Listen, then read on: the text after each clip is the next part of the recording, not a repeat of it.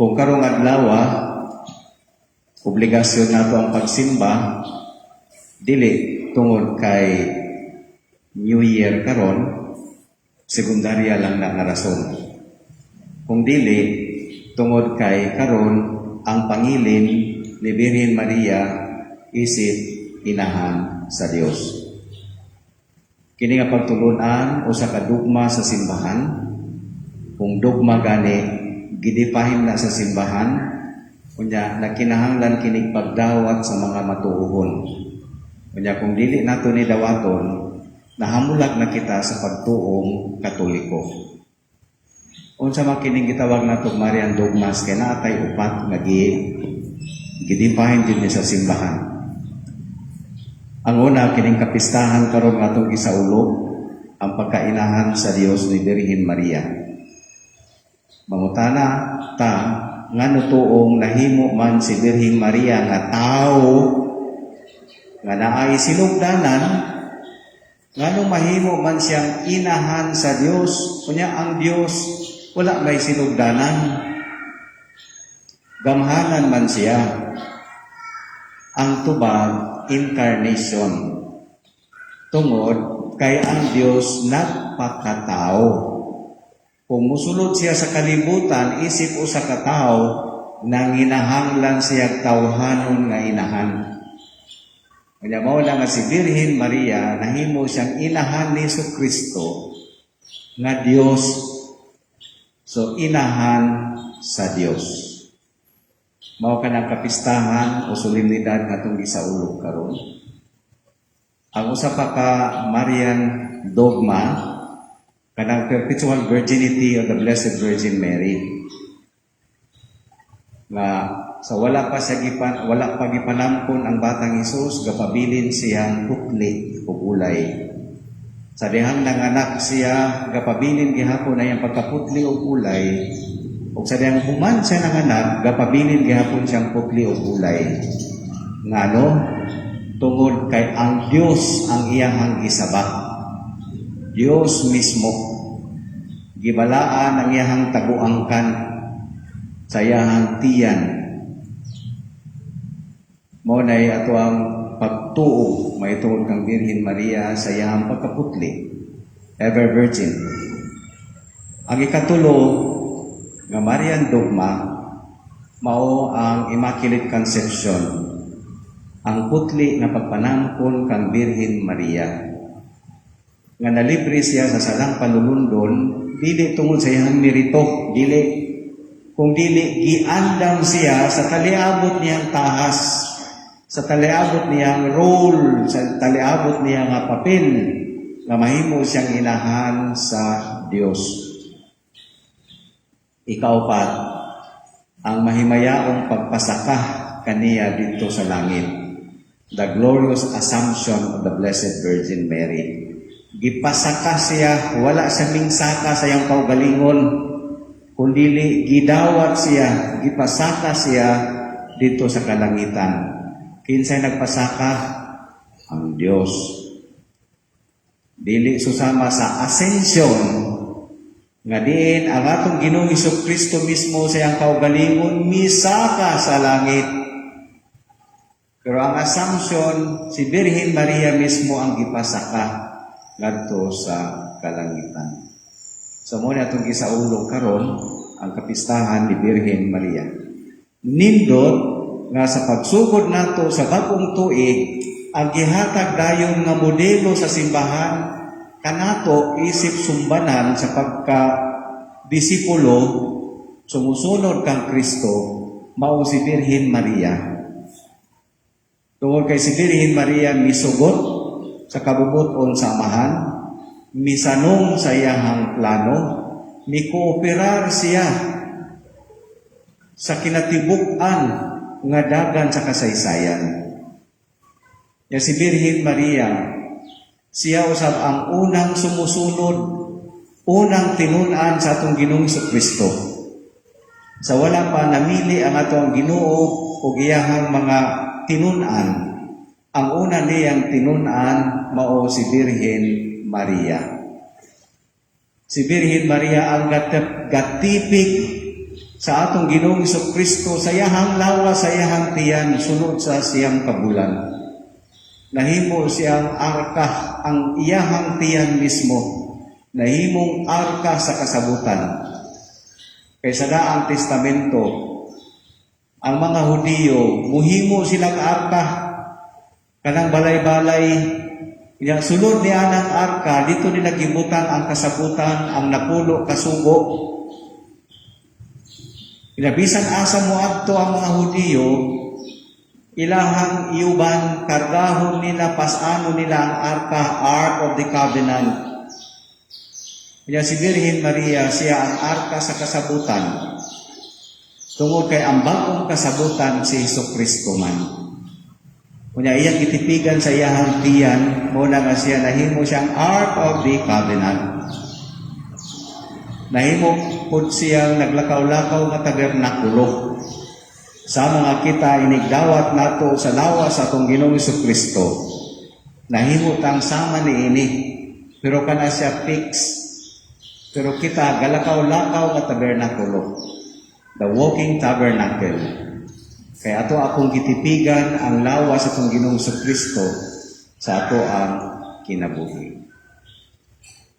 Karong bago tuig, natural man yun ang muhimo tao mga New Year's resolution na magbag-o ta kay gikinahanglan man yun nato nga adunay kalainan ang atong kagahapon ug ang karon. Kanunay kitang giawhag nga mas manindot ang ato ang version sa ato ang kaugalingon. Mao na nga muhimo ta og mga pagbag-o sa ato ang kinabuhi. Yang Santo Papa gani na siya request, mihimo po siya New Year's resolution sa iyang kaugalingon o giyahapong girekomendar nato.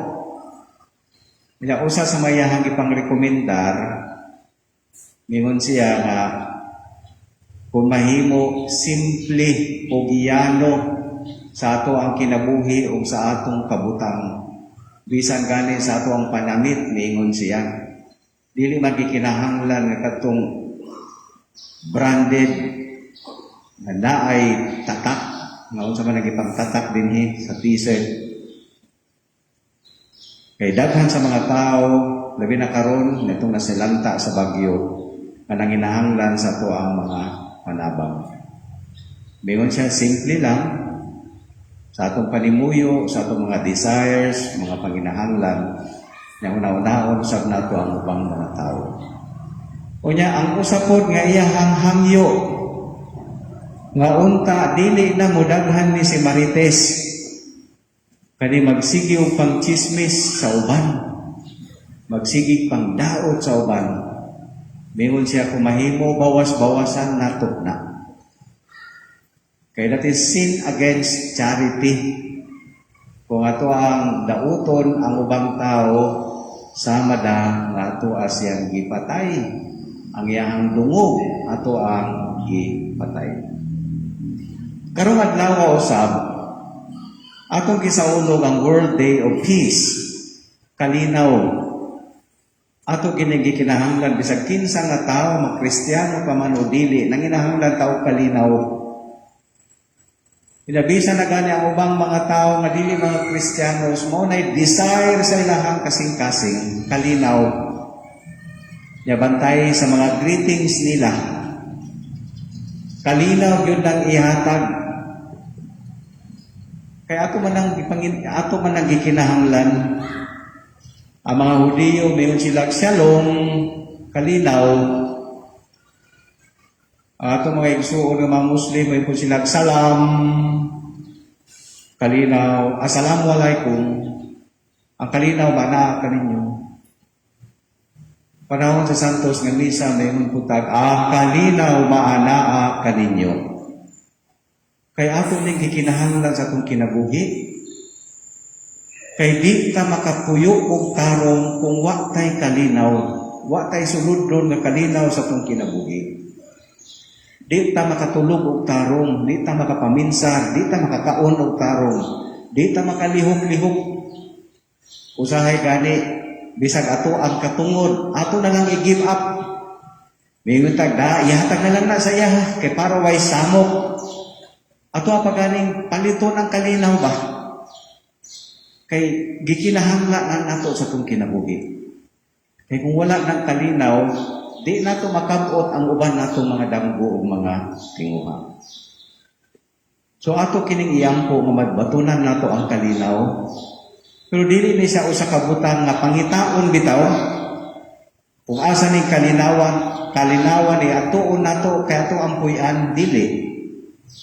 Kining maong kalinaw kinahanglan nga magagikan nako. Kinahanglan mahimo kung instrumento sa kalinaw aron makabaton ko sa kalinaw mismo. Unya ang kalinaw nga atong ginadamgo dili nang kalinaw nga moabot unya mawa ra pod fleeting. Kung dili katong kalinaw nga gihatag sa atong Ginoong Kristo. Tungod kay si Kristo man ang prinsipe sa kalinaw, prinsipe sa pakigdait, Prince of Peace. Mao man ang gipakatao karon. Katong kalinaw nga gihatag sa nabanhawng Kristo. Katong mingon siya nga ang kalinaw ibilin ko kaninyo, ang akong kalinaw ihatag ko kaninyo. Dili susama sa kalinaw nga ikahatag sa kalibutan. Kay kining kalinaw nga gihatag sa nabanhawng Kristo, kalinaw ni nga mulungtad hangtod sa kahangturan. Samtang ato kining iyampo, ato usab kining mabatunan unta sa atong kinabuhi, sa atong pamilya, sa atong katilingban, sa ato ang nasod, o sa ato ang kalibutan. Ikaw pat nga punto, may tungod ni ining paninguha nato nga ma-improve ang ato ang kabutang. Naana nga desire sa matag-usa nato ug angay lang gyud pod nga medyo maangat-angat ta sa atong naandan nga kabutang sa tanan nga aspeto sa kinabuhi. Dili lang material, kundi sa uban sa social, psychological, spiritual na itong kinabuhi, kinahanglang maangat ta. Nya mao na nga sa bagong tuig, daghang kaitag ka ng mga patuo-tuo, okay raman na siya. Kay bisag kami po sa balay, namuta mapud may mga lingin-lingin nga puntas. Una na ako'y pagumangko ning suot siyang polkadat kay New Year lagi daw. Kay kanang mga lingin-lingin gasimbolo og kwarta. Ang problema ni ana, kung mutuo ta, atong ibutang atong pagtuo ni anang mga butangan na, nga daw nahimo na hinuon siyang magic. Nga mura ba ang swerte sa tao naara sa kanang giun sa nato pag andam ang mga butang nga kung mahusto gani nato kaandam magic mahimo na kang dibuinas sa ato ang Kristohanong pagtuo maningkamot kita inubanan sa bendisyon o panalangin sa Dios. Wala radyo ilaing formula sa ato ang pag-usbaw, sa ato ang progress, gawas lamang sa paningkamot nato, inubalan sa bendisyon o panalangin sa Dios. Mao ni ang atong tinguhaon o mao ni atong pangayoon ining bagong tuig nga sama nga nag-ampo kita nga unta kini magmabungahon ato usab kining ipakita sa buhat. Lihok sa tao, bendisyon o panalangin sa Dios. Happy New Year natong tanan.